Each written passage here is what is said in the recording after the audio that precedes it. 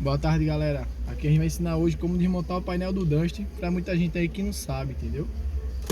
Essa base aqui, ó, é a primeira base, você remover ela, certo? Após isso, não tem muita dificuldade, até com a escova de dente usada, você afina um pouco aqui a paleta, faz de paleta para poder não quebrar, ó. Você vai vir aqui, ó.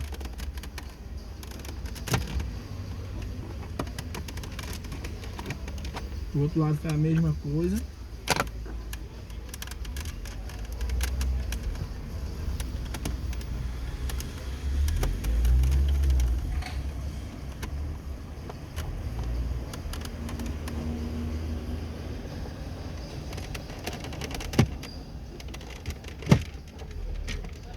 Tá vendo, ó?